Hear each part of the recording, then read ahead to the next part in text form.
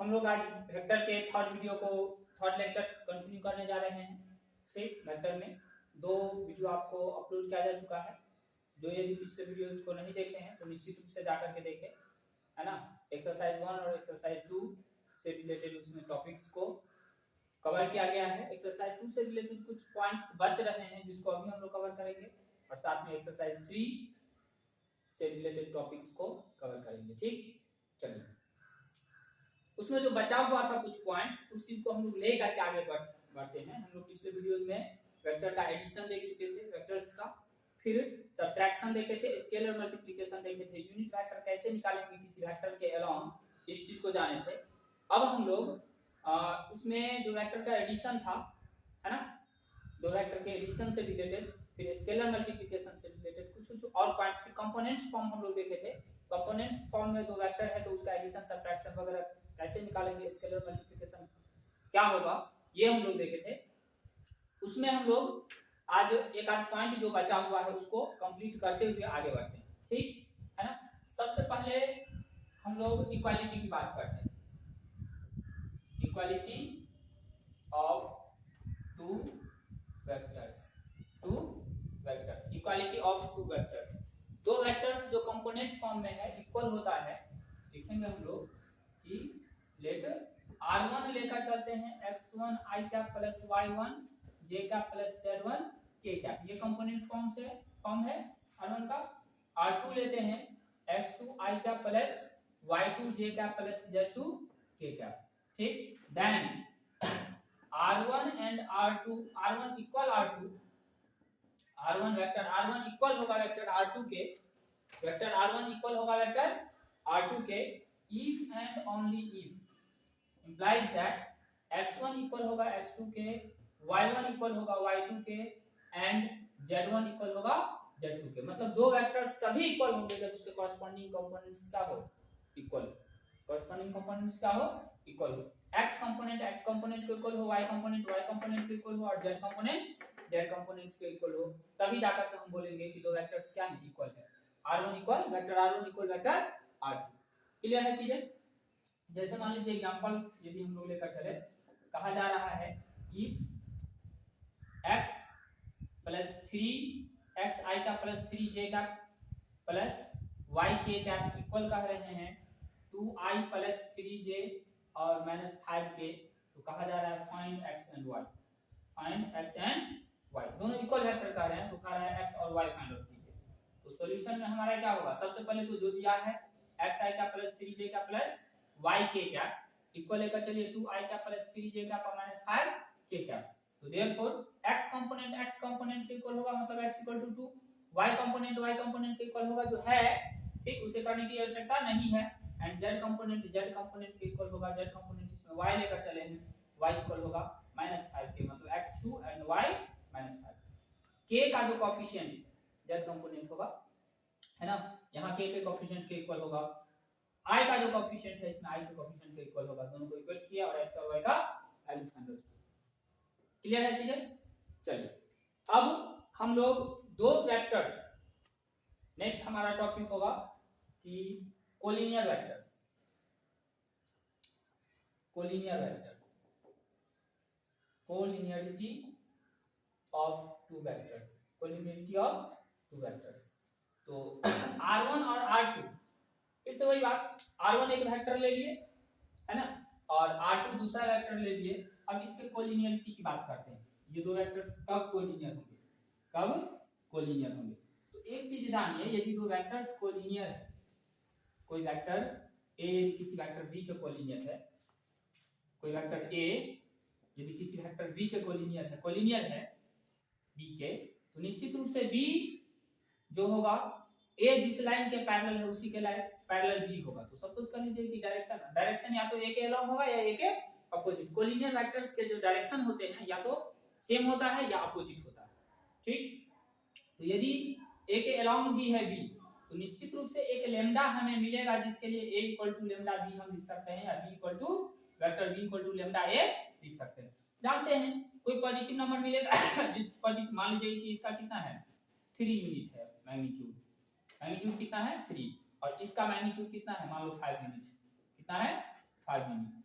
तो हमें इस वेक्टर को b को यदि हम 3/5 से मल्टीप्लाई कर दें, 3/5 से मल्टीप्लाई करते हैं तो 3/5 इंटू बी करें तो अब जो 3/5 इंटू बी का जो मैग्नीट्यूड होगा वो 3/5 इंटू में क्या बी का मैग्नीट्यूड, तो 3/5 इंटू में 5 5 कैंसिल 3 मैग्नीट्यूड हो गया। डायरेक्शन जो होगा चूंकि 3/5 पॉजिटिव है तो डायरेक्शन बी के अलोंग ही होगा, नहीं बी के अलोंग ही होगा।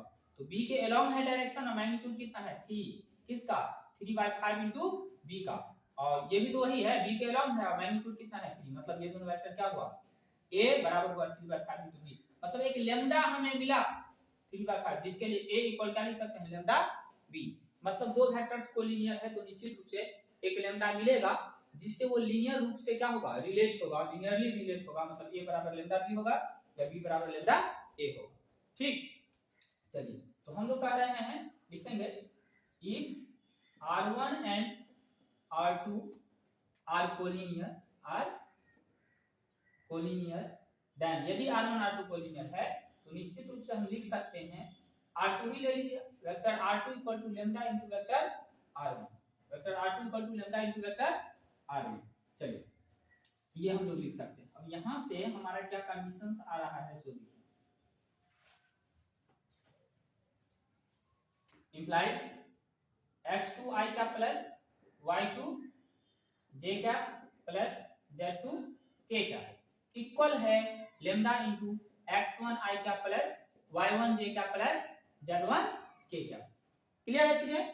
ठीक, चलिए x2 i cap plus y2 j cap plus z1 k cap equal है lambda into x1 i cap plus y1 j cap plus z1 k cap। अब हम लोग लैम्डा से मल्टीप्लाई करते हैं पहले x2 i cap plus y2 j cap plus z2 k cap equal lambda x1 i cap plus lambda y1 j cap plus lambda z1 k cap। Therefore x2 equal होगा किसके lambda x1 के implies x2 by x1, x2 by x1 equal to lambda, y2 equal होगा किसके lambda y1 के, जो j का coefficient है j का कोएफिशिएंट के इक्वल होगा, तो यहां से y2 by y1 क्या गया लैम्डा एंड z2 इक्वल होगा लैम्डा z1 के, यहां से z2 बटा z1 आ गया लैम्डा। देयरफॉर क्या देख रहे हैं x2 बटा x1 इक्वल आया y2 बटा y1 इक्वल आया z2 बटा z1 और सभी किसके इक्वल है लैम्डा के इक्वल है। और इसको हम क्या लिख सकते हैं x1 बटा x2 बराबर y1 बटा y2 बराबर z1 बटा z2, मतलब ये हो गया condition for collinearity of two vectors, condition for collinearity of two vectors given in component form. ठीक, दो वेक्टर्स जो कंपोनेंट फॉर्म में दिया गया है उसका कोलिनियरिटी का कंडीशन हो गया, मतलब ये दोनों वेक्टर कंपोनेंट फॉर्म, ये दोनों वेक्टर कोलिनियर होगा तभी जब इसके कॉरस्पॉन्डिंग कंपोनेंट्स के रेशियोज क्या हो इक्वल हो।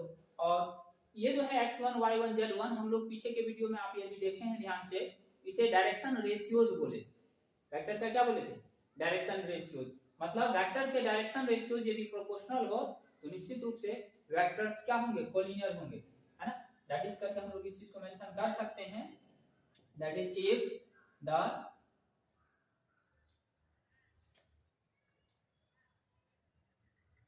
corresponding direction ratios of two vectors are proportional then the vectors are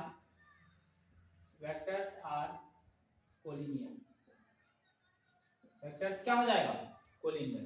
ठीक, जैसे कि एग्जांपल यदि दिया जाए इसमें मान लीजिए हम लोग a लेकर चलते हैं क्या चीज i minus J plus 2k, b ले लेते हैं minus 2i plus 2j minus 4k।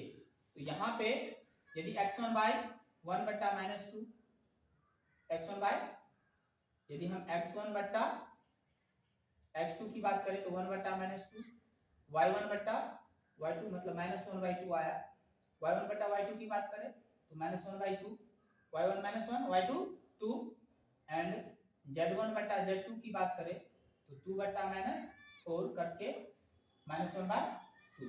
तो चूंकि x1 बाय x2 इक्वल है y1 बाय y2 इक्वल है z1 बाय z2, therefore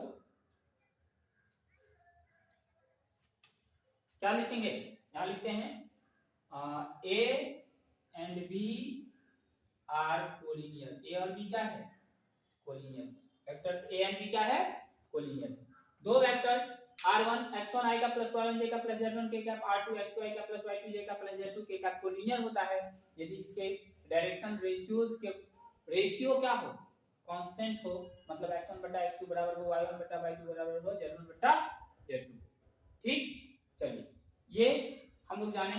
अब आइए नेक्स्ट टॉपिक है हमारा सेक्शन फार्मूला। हम लोग सेक्शन फार्मूला पढ़ने जा रहे हैं। ठीक, क्या कहता है सेक्शन फार्मूला, सो देखिए, late r1 and r2 be the position vectors of the points P and Q, and a point R divides PQ in the ratio m/n। मतलब R लाइन PQ पे है तभी डिवाइड करेगा।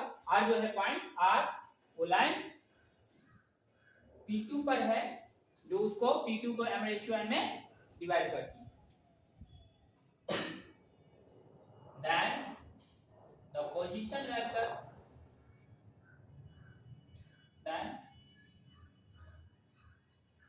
पहला then उसी में जोड़ दीजिए, then the position vector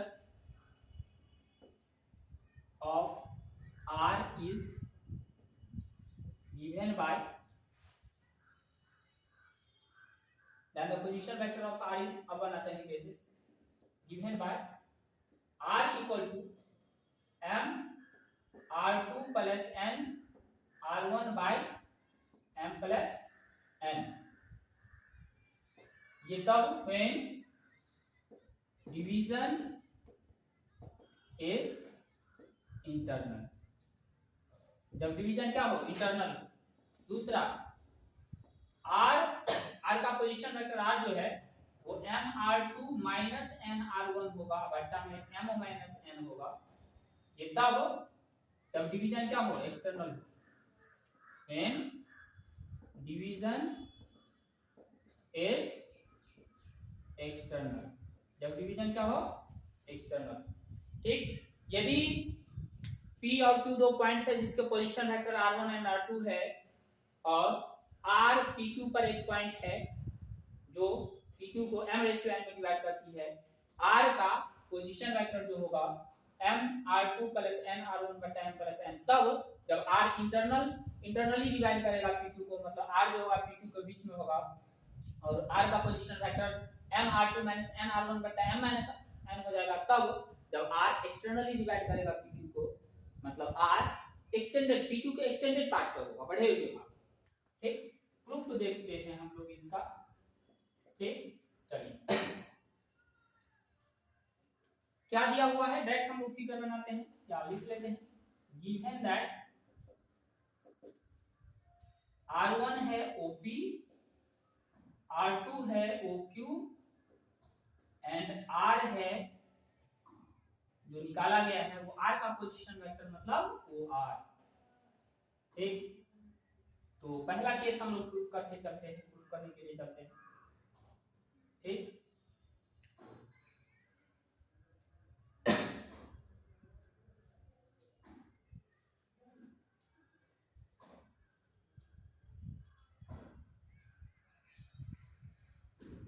P Q ले लेते हैं, R ले लेते हैं, m/n में डिवाइड कर रहा है, ये हमारा O है, तो ये हमारा R1 वेक्टर है, ये हमारा R वेक्टर है और ये हमारा R2 वेक्टर। ठीक,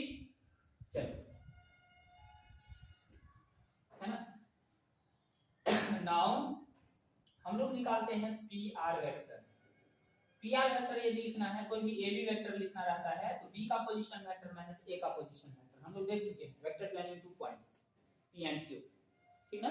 क्यू का पोजीशन वेक्टर माइनस पी का पोजीशन वेक्टर, तो ये हम लोग लिखेंगे ओ आर इन पॉइंट एक्सटर्नल पॉइंट का मतलब टर्मिनेटिंग पॉइंट का position vector minus initial point का position vector OP. O R हमारा क्या है, ओ आर है आर माइनस आर वन, ये P R, and R Q vector इसी तरह से O Q minus O R. O Q कितना है आर टू, ओ आर कितना है आर लेकर चले वेक्टर आर। अब आइए ना, अब हम लोग लेकर चलते हैं, गिवन है कि पी आर बट्टा क्यू आर, आर जो है पी क्यू को डिवाइड किया है एम रेशियो एन में, तो यहां से एन पी आर या उसी को पहले लिख लीजिए M Q R equal to N P R. अब दोनों मैग्नीट्यूड सेम है और हम लोग इस तरह से पी आर और आर क्यू ले लीजिए, ना कि आर क्यू ले लीजिए, क्यू आर लो या आर क्यू लो कोई फर्क नहीं पड़ता, आर क्यू लीजिए। इसलिए आर क्यू लिख रहे हैं क्योंकि P R R Q direction एक रहेगा, वेक्टर लगाएंगे तो उससे कोई फर्क नहीं पड़ेगा, सही होगा वो equality. Implies M R Q equal हो जाएगा N P R, N into vector P R. M R Q हम लोग निकाल चुके हैं, R Q R two minus R, R two minus vector R, ठीक, इक्वल एन पी आर निकाल चुके हैं, R minus R one, vector R minus R one, ये हो जाएगा M R two plus minus M R equal N R और minus N R one. N R one को left में, M R को राइट में ले चलिए, M R two N R one को लेफ्ट में लाएंगे तो प्लस में एन आर वन इक्वल में N R plus M R, तो यहां से आर कॉमन लेते हैं, M R two plus N R one, N plus M into vector R, यहां से वेक्टर आर क्या आ गया, ये बट्टा में आ जाएगा M R two plus N R one बट्टा में एम प्लस एन, ये प्रूव हुआ। ठीक, सेम प्रोसेस से हम लोग सेकंड वाले को भी प्रूव कर लेंगे। ठीक, आप इसको करके दिखलाएंगे, भेजेंगे मेरे व्हाट्सएप पे, व्हाट्सएप नंबर दिया रहेगा इसमें, ठीक, आप भेजेंगे। क्लियर है चीज? चलिए ये सेकंड वाला खुद से करने का प्रयास करेंगे, इसी प्रोसेस यही रहेगा। अब आइए, अब हम लोग PQ के मिड पॉइंट का पोजीशन वेक्टर लिख लेते हैं, PQ के मिड पॉइंट का पोजीशन वेक्टर लिख लेते हैं, नोट करके।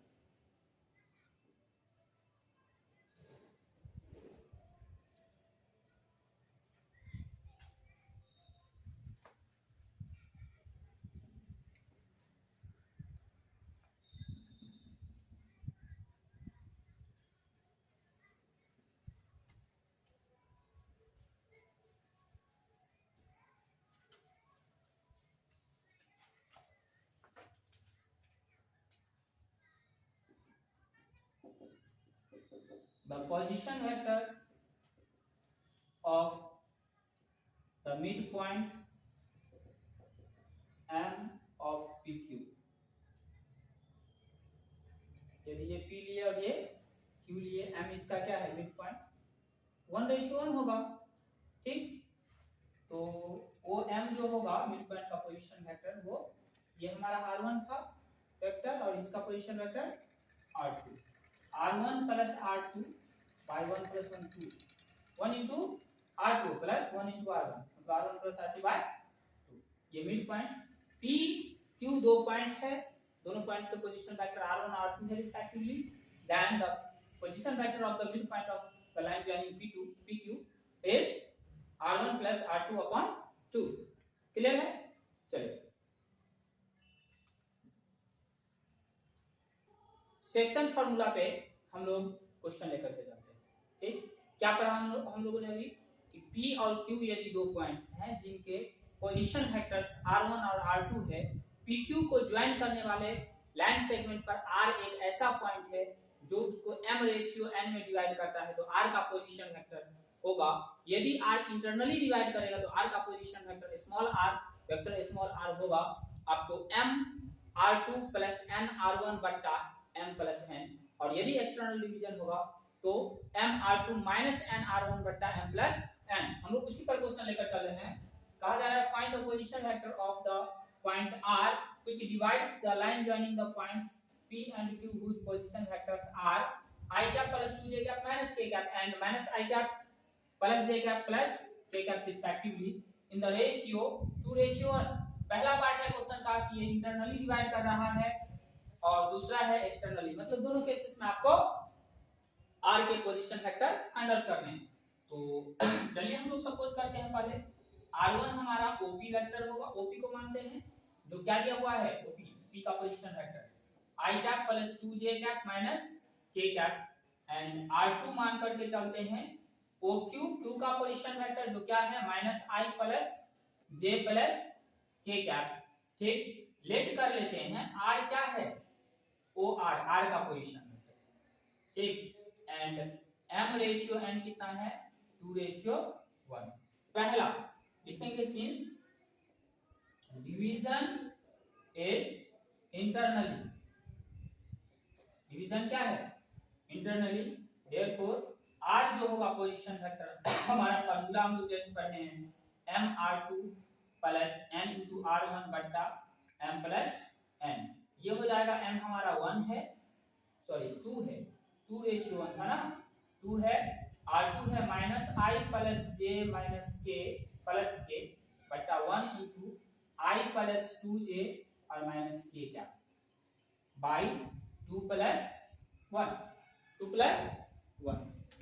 ये r2 r आ रहा है, चलिए इवैल्यूएट करते हैं इसको हम लोग। क्या आ जाएगा ये आ जाएगा -2i + 2j + 2k, -2i + 2j + 2k और फिर प्लस i + j, 1 से गुणा करेंगे कोई परवाह नहीं, i + 2j - k, 1 से मल्टीप्लाई करेंगे तो i + 2j - k बटा में क्या 3, तो ये -2i + i + 2j + 2j 4j + 2k - k क्या बाय 3, जो -1/3 i का 4/3 j का 3 से तीनों में डिवाइड कर रहे हैं प्लस 1/3 k का। ये आंसर हो गया हमारा इंटरनल डिवीजन के केस में R के पोजीशन वेक्टर ये आ गया। एंड केस सेकंड यदि लेकर चले हम लोग सेकंड, तो division is externally, division externally है, इसीलिए R जो होगा m/r2 - n/r1 by m - n 2 × R2 हमारा है -i + j + k, -i + j + k -1 × i + 2j - k cap बट्टा 2 - 1।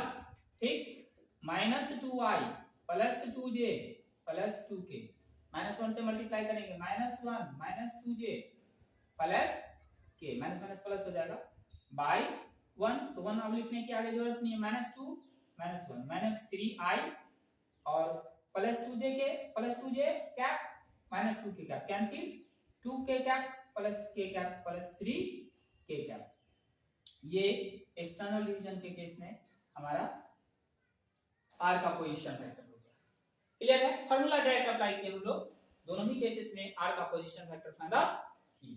अब हम लोग अगले एक्सरसाइज का थ्योरी पढ़ेंगे जिसमें हमें डॉट प्रोडक्ट पढ़ना है, वेक्टर का किसी डायरेक्टेड लाइन के अराउंड प्रोजेक्शन पढ़ना है। मेन 2 टॉपिक होगा उसमें, ठीक, इस चीज को जानेंगे। चलिए उतारिए, ये एक्सरसाइज आपका 10.2 पूरा कंप्लीट सॉल्व हो जाएगा, आगे आप बनाने का प्रयास करेंगे। ठीक है।